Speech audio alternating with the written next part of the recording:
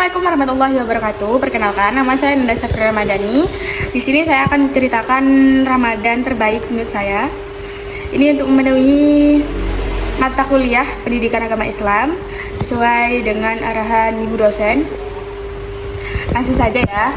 Ramadan terbaik menurut saya itu ada di tahun 2024. Kenapa begitu? Karena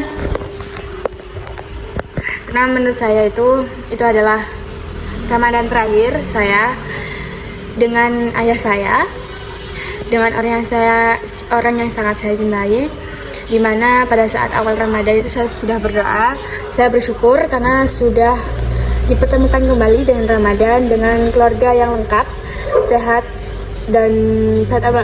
walafiat.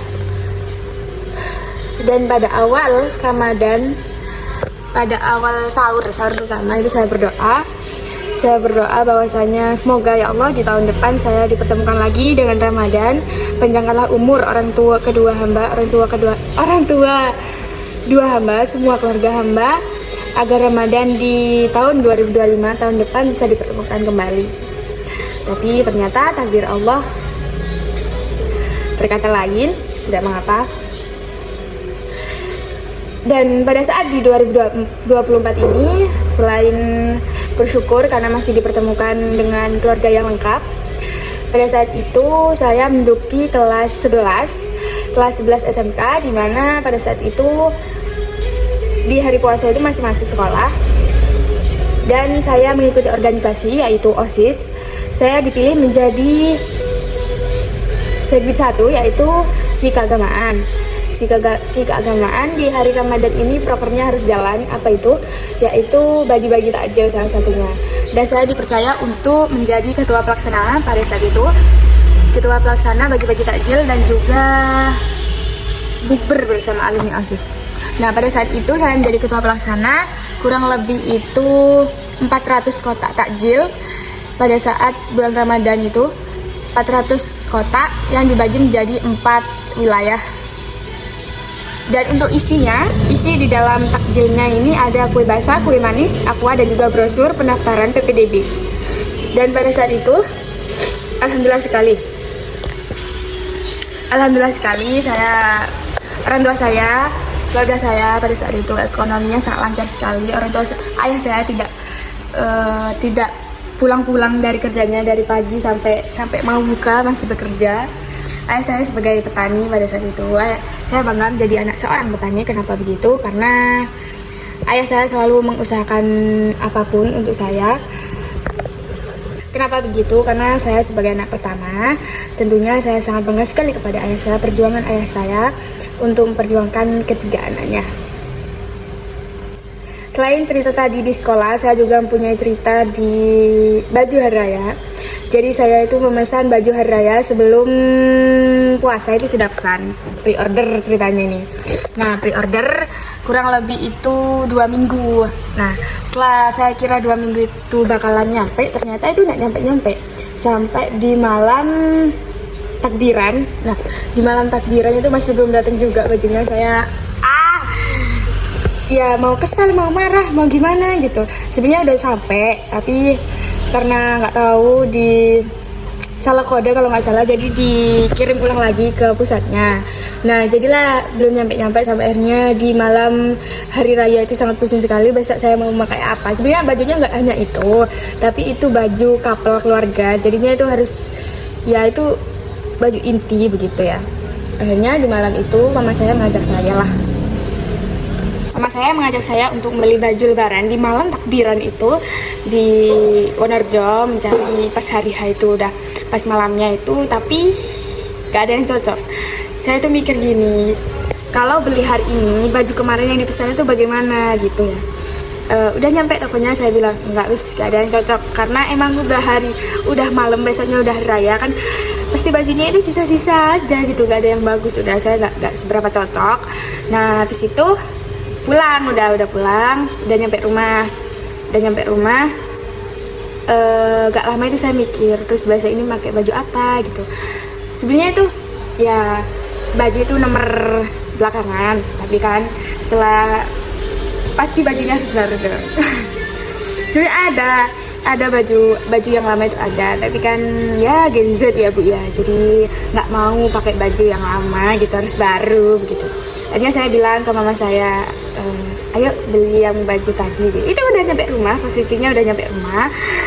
Saya udah nolak yang ke mama saya, nggak mau gitu. Ternyata saya mau berubah pikiran di rumah. Akhirnya berangkat lagi dan ya udah beli baju itu. Dan setelah saya mau ngambil baju itu masih ada tragedi lagi. Kenapa begitu? Karena bajunya itu terkena susu, lengannya kalau nggak salah. Lengannya itu terkena susu, akhirnya bajunya itu ada di belakang. Setelah tanya ke orangnya ini, akhirnya bajunya itu tetap diambil dan dicuci lengannya saja. Karena lengan baju baru ini terkena susu, tapi tetap diambil di harga ya segitulah ya, 2 kali lipat dari harga yang dipesan itu. Ya mau gimana lagi, akhirnya biasanya ya udah pakai itu, dan itu menjadi baju couple. Itu menjadi baju terakhir kami sekeluarga bersama ayah foto bareng. Kita kalau setiap hari raya itu pasti foto bareng, dan baju hari raya kita pasti couple. Itu dicetak dan ada di ruang tamu gitu. Di balik baju itu ada cerita lucu ya. Jadi jadi pelajaran di tahun ini, di tahun 2025 itu aku gak PO baju lagi karena trauma enggak nyampe. Jadi begitu. Kalau untuk cerita Ramadannya yang paling seru itu sebenarnya nggak seberapa seru. Karena kenapa? Karena disibukkan dengan sekolah, dimana mempersiapkan bagi-bagi takjil itu capek ya. Kenapa begitu? Karena saya sebagai ketua pelaksana itu harus menata rencana ini dananya dari mana untuk bagi-bagi takjil itu. Karena Ramadan di 2024 itu kan sekolah terus. Nah, liburnya itu kan kurang lebih itu seminggu dari hari raya. Nah, itu mempersiapkan agenda bagi-bagi takjil, di mana ambil iuran di mana belum beli ininya, belum agenda makan-makannya gitu. Itu sangat menguras tenaga sekali, tapi tidak masalah karena itu menjadi pengalaman yang sangat luar biasa bagi saya, di mana saya jadi tahu takarannya itu berapa, terus kalau mau ada agenda ini itu ngapain aja gitu. Jadi untuk cerita saya ini yang paling berkesan yaitu di malam takbiran di Ramadan 2024 itu ada cerita lucu di balik itu. Ya mungkin itu saja yang dapat saya ceritakan ya. Dan di Ramadan 2025 beda lagi tentunya, dan seterusnya itu sangat berbeda lagi. Karena Allah merubah takdir, begitu saja, tapi insya Allah sudah ikhlas. Mungkin sudah cukup ya Bu ya cerita Ramadan saya. Mungkin sudah cukup cerita Ramadan saya di Ramadan terbaik saya menurut saya sendiri.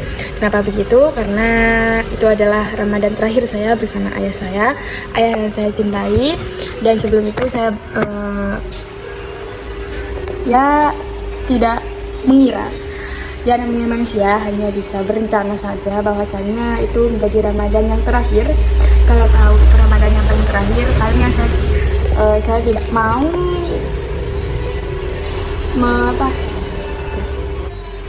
jika tahu kalau Ramadan 2024 itu adalah Ramadan terakhir bareng ayah saya tidak akan menyanyiakan waktu yang tersisa, di mana capeknya beliau mencari rezeki demi anak dan juga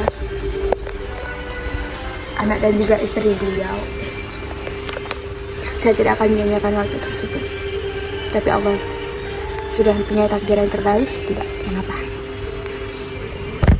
Semoga Ramadan berikutnya memang sudah berubah, tapi ya semoga menjadi Ramadan yang terbaik juga, tidak kalah terbaik dari 2024 ini. Ini sudah cukup ya cerita dari saya. Semoga bisa diambil apapun itu, pengalaman atau apapun itu.